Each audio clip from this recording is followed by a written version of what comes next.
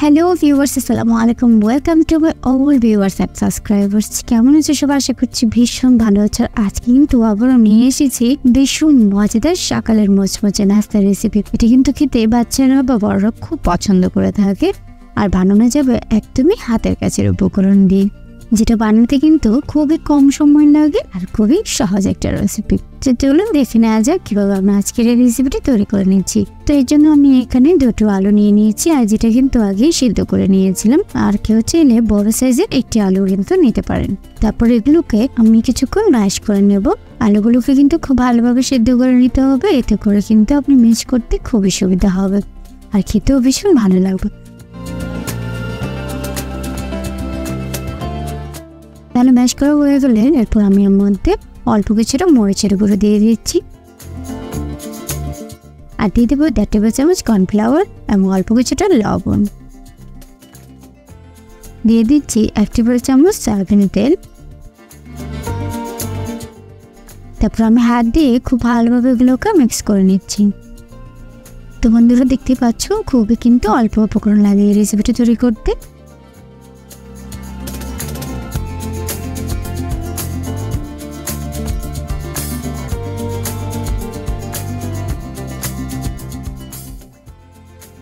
তো এভাবে আমি মিক্স করা নেওয়া হয়ে গেলে অন্য একটি মিক্সিং বোল এখানে 1.5 কাপের মতো আটা নিয়ে নিচ্ছি, আর সাথে দিয়ে দেবো স্বাদ মতো আবারও কিছুটা লবণ আর 1 চামচ খাবার তেল। তারপরে এগুলো আবার খুব ভালোভাবে আমি মিক্স করে নিচ্ছি।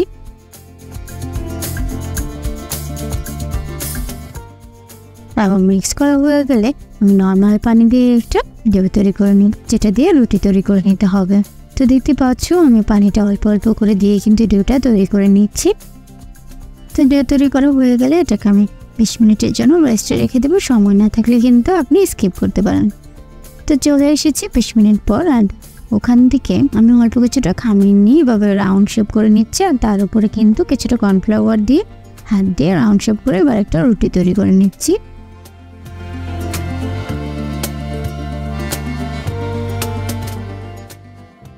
রুটিটা তৈরি করা হয়ে গেলে এর উপরে আমি সেই মেখে রাখা আলুর মিশ্রণটাকে এভাবে দিয়ে দেব। হাত দিয়ে আমি খুব ভালোভাবে রুটির চারপাশে কিন্তু দিয়ে দিচ্ছি। আপনারা একটু খেয়াল করলেই বুঝতে পারবেন কিভাবে আমি এই কাজটা করে নিচ্ছি।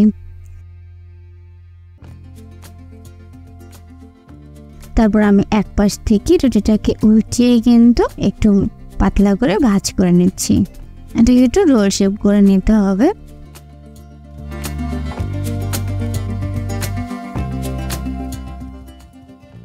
তো তারপর আমি চাকু দিয়ে দুপাশ থেকে একটু কিছুটা বাঁক অংশ কেটে নিচ্ছি, এবং লম্বা রোলটা থেকে ছোট ছোট করে আমি এবার পিস করে কেটে নিচ্ছি।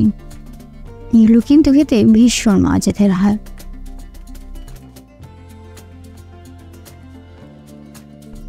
তো দেখতে পাচ্ছ আমি সবগুলো পিস কিন্তু এভাবে কেটে নিয়েছি। এবার ফ্রাই করার জন্য একদমই রেডি।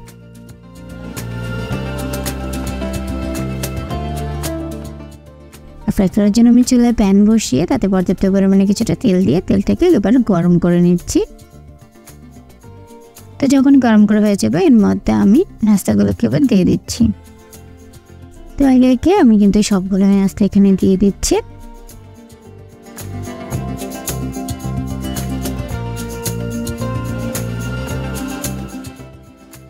এবার আমি কিছুক্ষণ এটাকে মিডিয়াম আঁচে ভেজে নেব।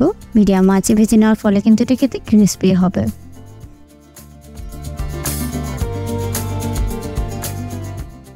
তো যখন এক পাশটা হয়ে যাবে আমি অন্য পাশটাকে উল্টিয়ে সেমভাবেই ভেজে নেব।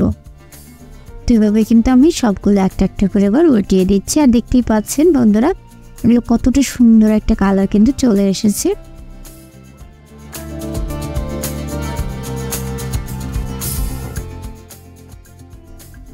তো এভাবে কিন্তু আমি অন্য পাশটাকেও সেমভাবে বেছে নিচ্ছি। তো আপনি কিছুক্ষণ অপেক্ষা করার পর দেখা যাবে যে দুপাশটাই কিন্তু সুন্দর একটা ব্রাউন কালার চলে আসবে।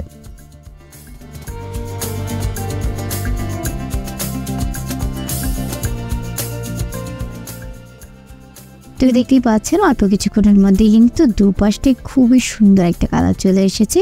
আর তখনই কিন্তু আমি একটা ছাঁকনি দিয়ে এগুলোকে তেল জিরে তুলে নিচ্ছি। গরম গরম এগুলো পরিবেশন করার মজাই কিন্তু আলাদা।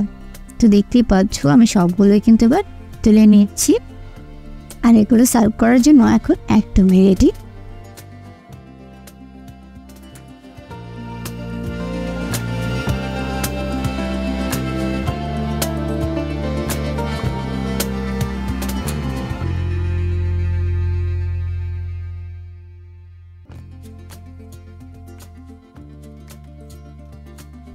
তো বন্ধুরা, আমি আশা করছি আমার আজকের রেসিপিটা তোমাদের ভালো লেগেছে। আর আমার রেসিপিটা যদি ভালো লাগে তাহলে প্লিজ আমার চ্যানেলটিকে সাবস্ক্রাইব করে দিও, আর লাইক কমেন্ট তো অবশ্যই করবে। তোমাদের এক একটা কমেন্টস আমাকে কিন্তু অনেক বেশি উৎসাহ দেয়। আমি আবারও হাজির হবো তোমাদের জন্য নতুন কোনো রেসিপি। সে পর্যন্ত অনেক বেশি তোমরা ভালো থাকবে, আমার জন্য দোয়া করবে। আল্লাহ হাফেজ।